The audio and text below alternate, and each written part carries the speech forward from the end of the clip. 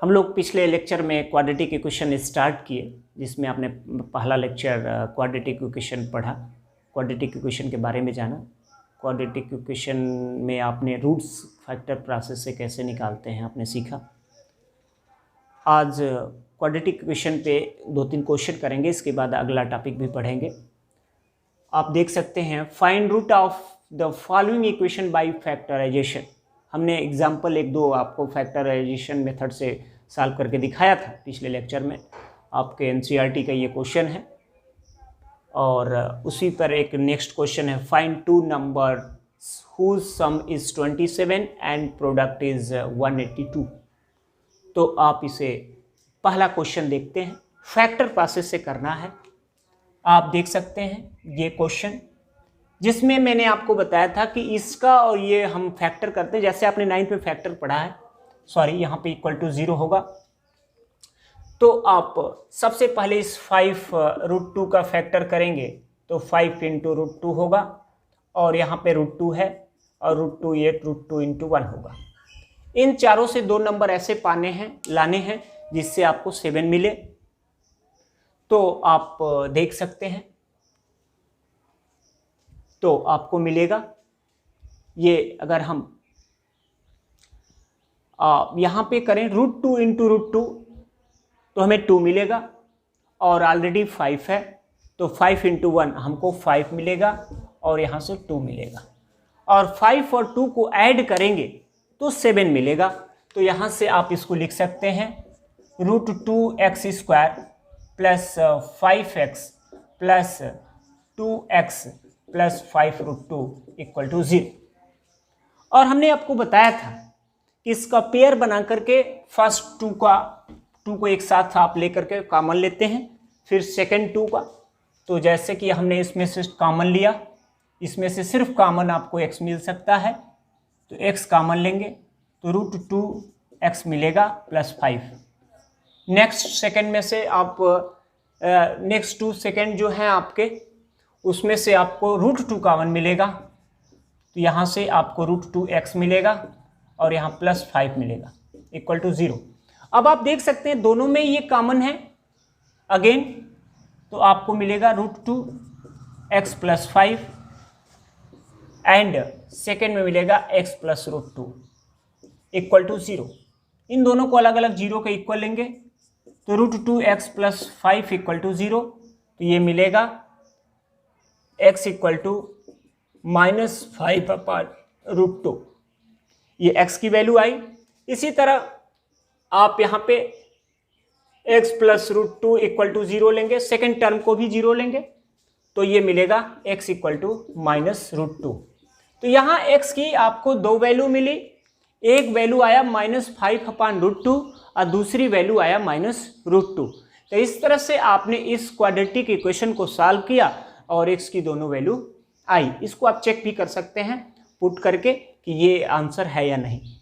Next question आपका जो दिया गया उसको देखते हैं, इसको आप सॉल्व करेंगे। ऐसे बहुत सारे क्वेश्चन मिलेंगे आपको। अब इसको हम दूसरा क्वेश्चन देखते हैं। जैसा कि आप देखेंगे सेकंड क्वेश्चन में आप फिर यहां पर 100 है, यहां 1 है, और 100 और 1 को 100 और 1 को आपको लेकर के यहाँ 20 लाने का प्रयास करना है। तो आप 100 का ऐसा फैक्टर करिए, जैसे 100 को हम फैक्टर करें तो ये ऐसे आएगा 20 × 5, और अगर हम यहाँ पर फिर से 20 का फैक्टर करें तो 10 × 2 × 5। तो आप देख सकते हैं ये 10 × 10 या 10 × 10 20 आ जाएगा। अगर हम इसको ऐसे भी किए होते, 2 नंबर हम लिए होते, तो यहाँ से आएगा 10 × 10, और यहाँ 1 का फैक्टर 1 × 1। तो इन दोनों का फैक्टर करना होता है, तो इससे हमको मिलेगा 10 + 10 और 10 + 10 20 आएगा। तो इस तरह से आप इसको यहाँ पे सीधे आप फैक्टर कर सकते हैं। तो 100x² - 10x अब -10x + 1 = 0। इन दोनों में से आप 10 कॉमन करेंगे, 10x कॉमन करेंगे तो यहाँ 10x माइनस 1 मिलेगा, और यहाँ माइनस 1 कॉमन करेंगे तो 10x माइनस 1 मिलेगा। अब 10x माइनस 1 दोनों में कॉमन है, दोनों ब्रैकेट से आप कॉमन ले सकते हैं, दोनों स्टेप से। तो 10x माइनस 1 कॉमन मिला, और यहाँ 10x माइनस 1 इक्वल टू 0। यहाँ 10x माइनस 1 इक्वल टू 0, तो x इक्वल टू 1/10। यहाँ भी वही बात, 10x माइनस 1 इक्वल टू 0, तो x इक्वल टू 1/10। आप देख सकते हैं x की दो वैल्यू आई, लेकिन दोनों वैल्यू सेम आया है। तो दोनों वैल्यू यहाँ अलग अलग था, यहाँ सेम है, तो सेम भी आ सकता है। और इसमें हम पढ़ेंगे आगे कि कौन से क्वाड्रेटिक इक्वेशन होंगे, कैसे होंगे जिसका दोनों वैल्यू सेम आएगा, दोनों रूट सेम आते हैं, और कैसे क्वाड्रेटिक इक्वेशन के रूट्स आपके अलग अलग आते हैं। तो आपने यहाँ पर देखा कि ये आपको मिला। तो इस तरह से आपने इसका फैक्टर किया, तो ये 10 × 10 इसमें आपने कॉमन किया, 10x माइनस 1, इसमें से आपने माइनस 1 कॉमन किया, फिर आपको सेम मिला। ये इस तरीके से आपने इसको सॉल्व किया। फिर आते हैं नेक्स्ट क्वेश्चन, आपका सेकंड जो है इसको देखते हैं। सेकंड क्वेश्चन क्या है आप देखें। सेकंड क्वेश्चन में आप देख सकते हैं, find two numbers whose sum is 27 and product is 182. तो sum is, find two numbers whose sum is 27। दो नंबर ऐसे हैं जिनका सम 27 है और उसका प्रोडक्ट 182 है। तो इसको सॉल्यूशन में आप ऐसे कर सकते हैं, लेट करना होगा, लेट टू नंबर जैसा कि आप देख सकते हैं कि इसमें सम दिया है कि दो नंबर का सम 27 है, तो हम इसको कर सकते हैं late one number is x। तो जब ये बताओ, जब दो नंबर का सम आपका 27 है, एक नंबर आपने x लेट कर लिया, तो दूसरा नंबर होगा 27 माइनस x। दो नंबर का सम अगर 27 है तो उसमें से कोई एक नंबर अगर हम जानते हैं तो उस नंबर को सम में से माइनस कर देंगे तो हमारा सेकेंड नंबर फाइंड हो जाता है। तो उस तरह से let one number is x, then second number is 27 minus x. Clear? By question. Now, next condition.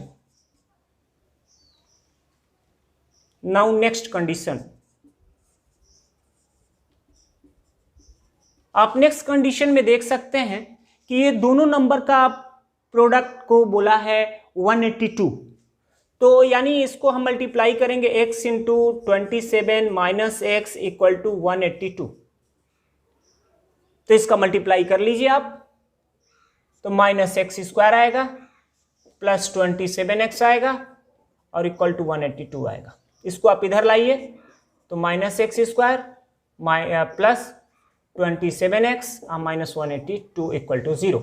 हम माइनस से अगर दोनों साइड में मल्टीप्लाई कर देंगे तो इससे हमारा ये माइनस प्लस बन जाएगा, अब minus 27x plus 182 equal to 0।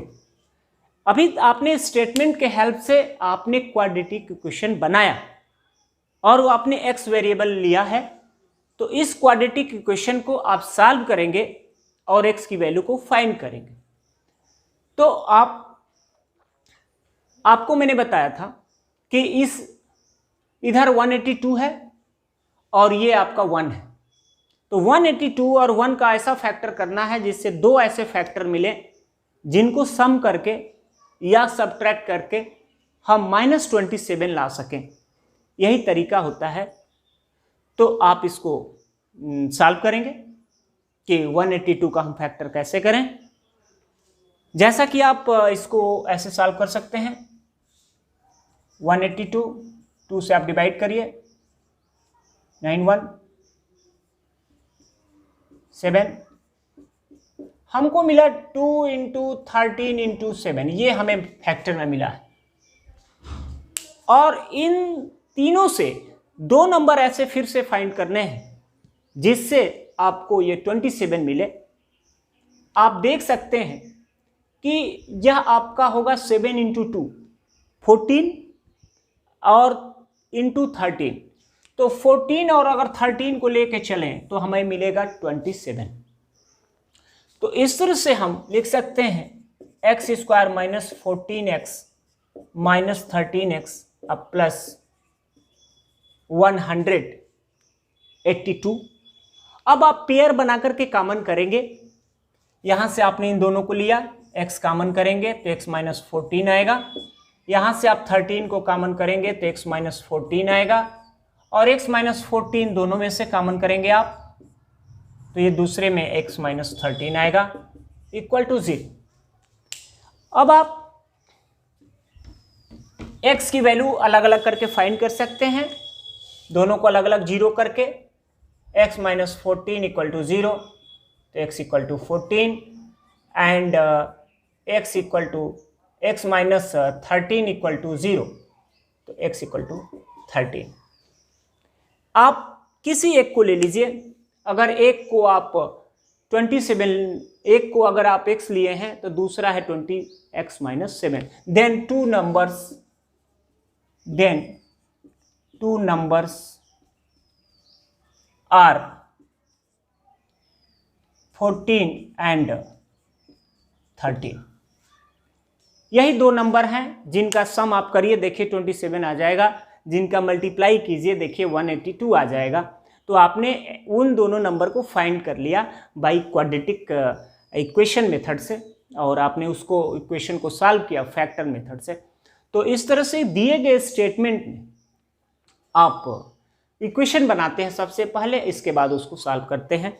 एक और क्वेश्चन लेते हैं, जैसा कि आप देखें, अगर 2 कॉन्जुगेटिव नंबर हम लें, 2 कॉन्जुगेटिव नंबर और जिनके स्क्वायर का अगर सम हम लें 365, ये भी एनसीईआरटी में क्वेश्चन है। 2 कॉन्जुगेटिव नंबर्स, लेट 2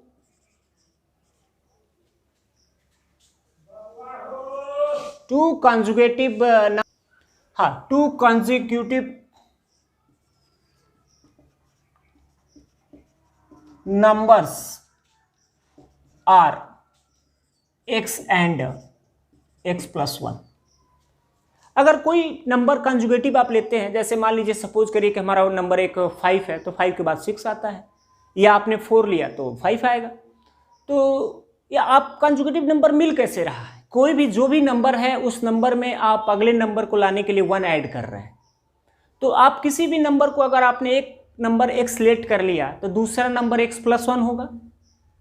तो इसने बोला है 2 कंजुगेटिव नंबर, जिसको आप बोलते हैं लगातार। तो अगर एक नंबर को आपने x लिया तो दूसरा नंबर x प्लस 1 होगा। जैसे सपोज करिए x की वैल्यू अगर 4 है तो यहाँ 4 रखेंगे तो 4 प्लस 1 5 आएगा। कोई भी नंबर अगर ये 10 होगा तो ये 10 प्लस 1 11 होगा। तो इस तरह से आपने 2 कंजुगेटिव नंबर्स लेट किया, x और x प्लस 1। क्वेश्चन ने ये बोला है कि दोनों कंजुगेटिव नंबर का सम, जो स्क्वायर का सम जो है 365 है। तो बाय क्वेश्चन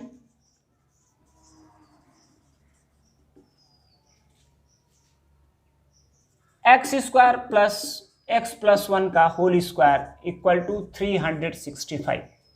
ये क्वेश्चन ने बताया है कि 2 कंजुगेटिव नंबर आप फाइंड करिए जिनके स्क्वायर का सम 365 है।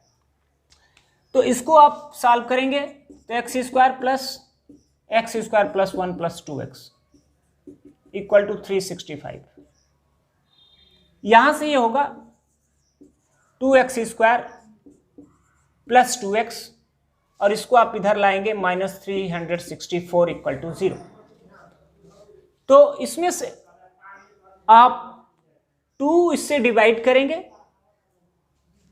तो X square plus x minus, तो ये आपका हो जाएगा 2 से डिवाइड करेंगे 182 इक्वल टू 0।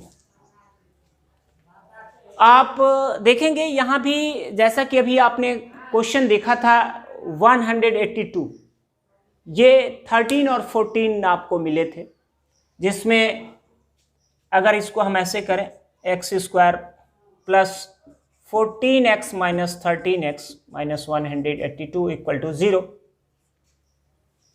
तो ये आपको मिलेगा, x कॉमन करेंगे तो x प्लस 4 और 13 कॉमन करेंगे तो x प्लस 14 इक्वल टू 0। अब दोनों में से x प्लस 14 कॉमन होगा और ये हो जाएगा x माइनस 13 इक्वल टू 0। देखिए मैंने एक बात यहां पर नहीं बताया, two positive conjugative numbers, positive की बात कर रहे हैं, तो क्योंकि यहां पर x की वैल्यू अगर आप फाइंड करेंगे x प्लस 14 इक्वल टू 0 तो x इक्वल टू माइनस 14 आएगा, बट हमें पॉजिटिव कंजुगेटिव नंबर की बात करनी है, तो यहां से अगर आप लेते हैं x माइनस 13 इक्वल टू 0 तो x इक्वल टू 13 आएगा। Then two conjugative number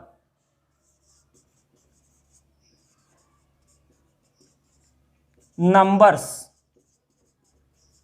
are 13 and 14, क्योंकि एक अगर पॉजिटिव नंबर आपका 13 है तो नेक्स्ट पॉजिटिव नंबर आपका 14 होगा। इस तरह से आपने इसको जाना। अब हम नेक्स्ट टॉपिक पे चलते हैं।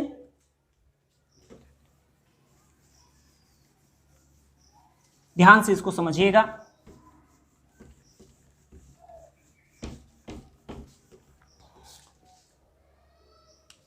Solution of quadratic equation by completing square method।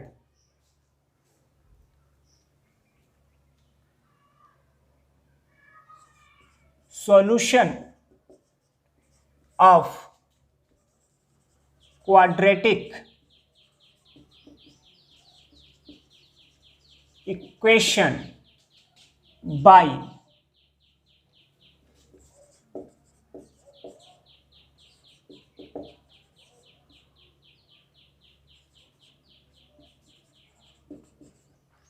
completing the square। अभी आपने क्वाड्रेटिक इक्वेशन को सॉल्व किया, जिसमें आपने उसको फैक्टर मेथड से सॉल्व किया। अब हम क्वाड्रेटिक इक्वेशन को सॉल्व करना सीखेंगे, जो कंप्लीट इसको स्क्वायर बना करके तब हम उसका सॉल्यूशन निकालेंगे।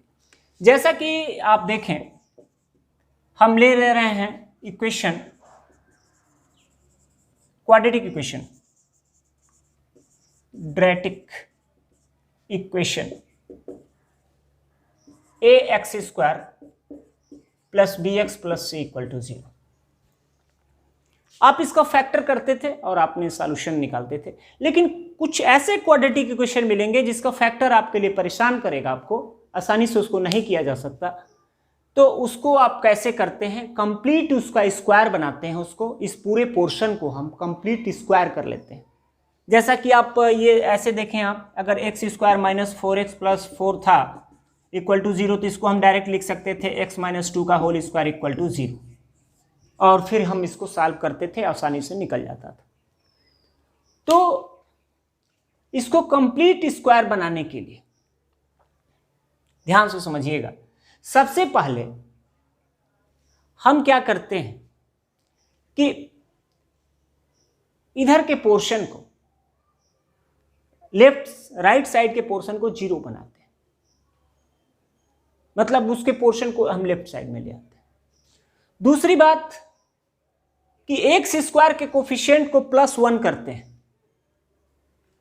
इस पोर्शन को आप अगर इधर नहीं भी लाते हैं कोई दिक्कत नहीं, बट ये याद रखना है कि एक्स स्क्वायर के कोफिशिएंट को +1 बनाना है।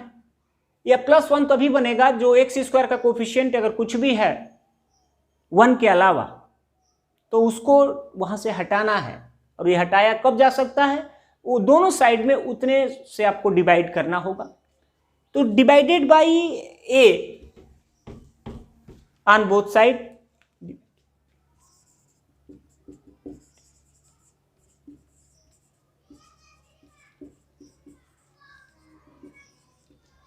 अगर सपोज करिए कि ए नहीं होता तो नहीं करने की जरूरत थी, ऑलरेडी उसका कोफिशिएंट +1 है। तो सबसे पहले जिस वेरिएबल में आपका क्वाड्रेटिक इक्वेशन है उस वेरिएबल का x² के कोफिशिएंट का 1 बनाते हैं, तो यहां से बनेगा x² + b/a(x) + c/a = 0। सबसे पहला काम। दूसरा काम आपको क्या करना है?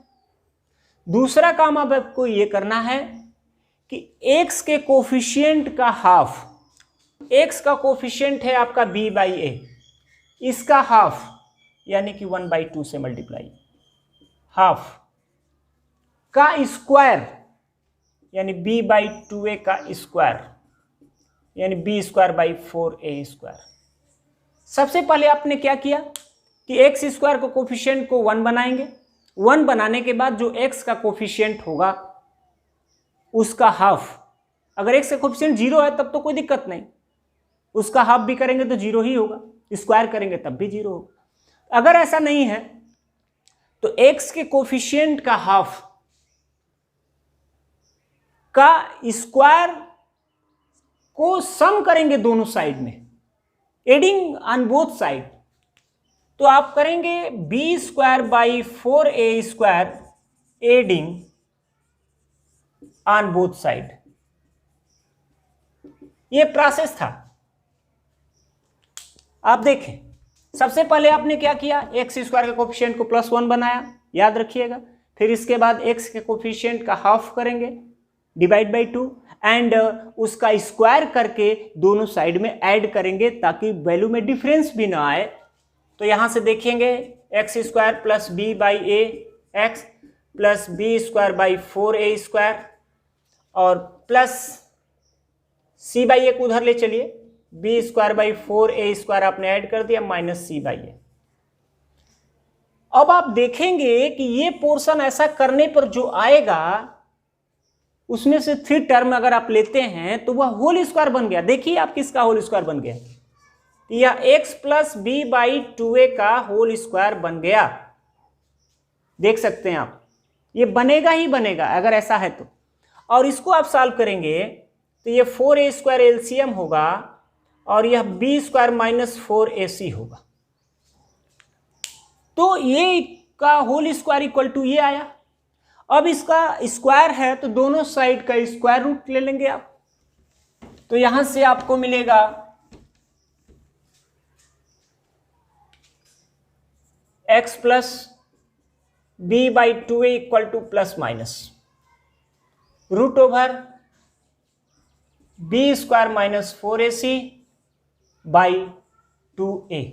अब इसको उधर ले जाएं आप तो b/2a माइनस में होगा और यह है ±√b² - 4ac/2a। अब ये 2a दोनों में हो जाएगा एलसीएम, तो ये होगा -b ±√b² - 4ac x =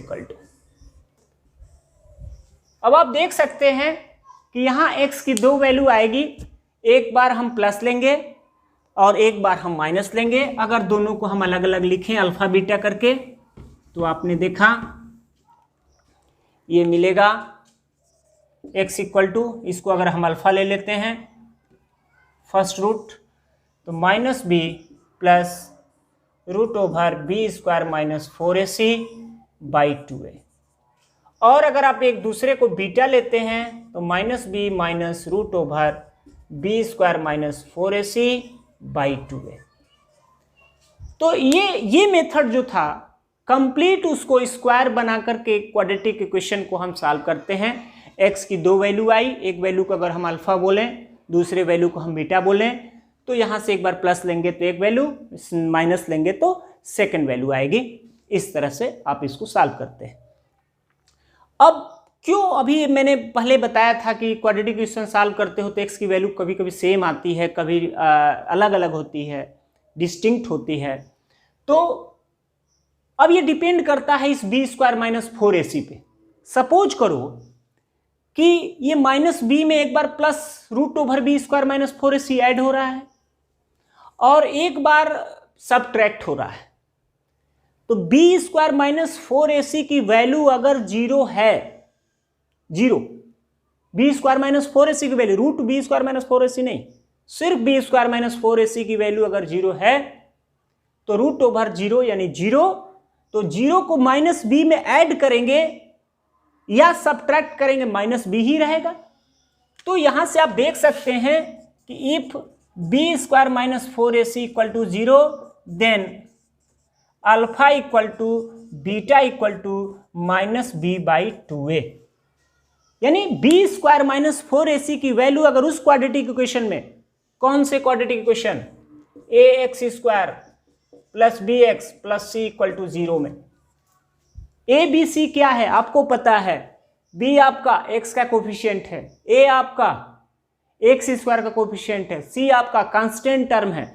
इसमें अगर हम डायरेक्ट यहीं से बी स्क्वायर माइनस 4ac निकालें और अगर वो जीरो के इक्वल आता है तो आप देख सकते हैं कि इसका बी स्क्वायर माइनस 4ac अगर जीरो आता है तो x की जो दो वैल्यू आएगी दोनों सेम आएगी, b minus B by 2a। और बी स्क्वायर माइनस 4ac की वैल्यू जीरो के इक्वल नहीं है तो अलग अलग आएगी। सपोज करो रूट 5 है तो माइनस बी प्लस रूट 5 है, यहां माइनस बी माइनस रूट 5, अलग अलग वैल्यू आएगी। एक बात और, साथ में ऐसा भी तो हो सकता है कि बी स्क्वायर माइनस 4ac की वैल्यू निगेटिव आ जाए, इज लेस देन जीरो हो जाए। तो रूट के अंदर अगर कोई भी निगेटिव नंबर आता है तो वह नंबर इमेजिनरी नंबर हो जाता है, काल्पनिक संख्या बोलते हैं उसको।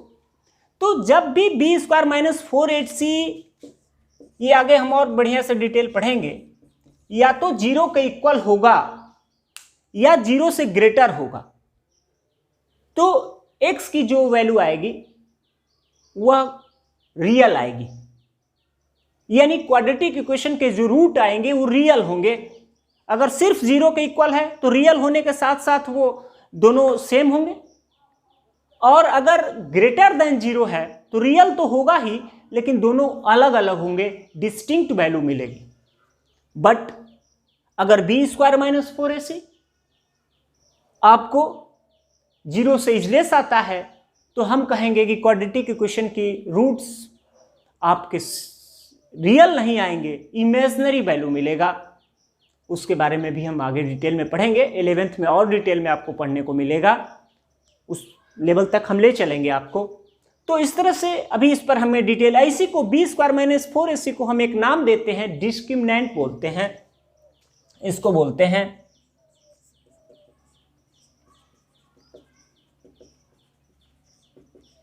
इसको हम डिस्क्रिमिनेंट बोलते हैं, इसको कैपिटल डी से लिखते हैं। बी स्क्वायर माइनस 4ac को हम डिस्क्रिमिनेंट बोलते हैं और उसको हम कैपिटल डी से डिनोट करते हैं। और डी फाइंड करने पर हमें पता चल जाता है कि इसके रूट्स कैसे होंगे। नेचर ऑफ रूट्स को बताता है यह डी। अगर डी ग्रेटर देन जीरो है तो roots are real and distinct root आएगा, रियल भी होगा और अलग अलग भी होगा। If D equal to zero then roots real and equal, दोनों सेम आएंगे, अल्फा बीटा सेम आएगा, आप देख सकते हैं।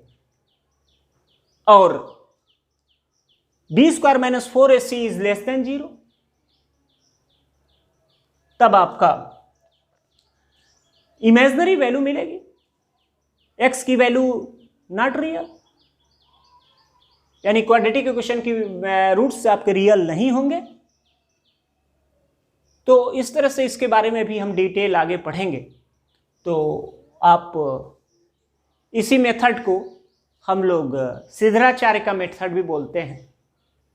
इस मेथड से हम डायरेक्ट अपने इक्वेशन का सॉल्यूशन निकाल सकते हैं, जैसा कि अपने फैक्टर मेथड से निकाला। डायरेक्ट इसमें हम ए की वैल्यू, बी की वैल्यू, सी की वैल्यू सब पुट करते हैं, एक बार प्लस लेंगे और एक बार माइनस लेंगे तो हमें एक्स की वैल्यू डायरेक्ट फाइंड हो जाती है। इसको सिद्धराचार्य जी ने ये रूल को बनाया था, उन्हीं के रूल के नाम से हम इसको, उनके नाम से इस रूल को जानते हैं। तो इस मेथड से हम किसी भी क्वाड्रेटिक इक्वेशन को आसानी से सॉल्व कर लेते हैं। और ये भी मेथड कैसे आता है, आपने देखा, इसको किसी भी क्वाड्रेटिक इक्वेशन को हम कंप्लीट स्क्वायर बनाते हैं और कंप्लीट स्क्वायर बना करके उसको हम सॉल्व करते हैं। तो इस तरह से आपने इस सेकंड लेक्चर में आपने ये सब बातें जाना, और फिर नेक्स्ट लेक्चर में हम लोग आगे और बातें पढ़ेंगे और क्वेश्चन भी करेंगे। तो आप अपनी प्रैक्टिस करते रहिए, बढ़िया से अपने हाथों से इसको फिर से एक बार पूरा सॉल्व करने का प्रयास कीजिए। जिस तरह से आपने ये quadratic equation ax² + bx + c = 0 को सॉल्व किया है, उसी तरह कोई भी इक्वेशन आपको दिया जा सकता है 2x² + 10x + 6 या 12 = 0, इसको सॉल्व कीजिए बाई कंप्लीट स्क्वायर मेथड। तो जब कंप्लीट स्क्वायर मेथड कहेगा तो फिर आपको वैसे ही करना पड़ेगा। तो वहाँ ABC नहीं है, उसमें नंबर दिया है, तो बात वही है, आप उसको वैसे ही करेंगे। तो इसलिए किसी भी क्वेश्चन का प्रोसेस सीखिए, उसके बाद प्रोसेस आएगा तो फिर आपको दिक्कत नहीं होगी। फिर मिलते हैं नेक्स्ट लेक्चर।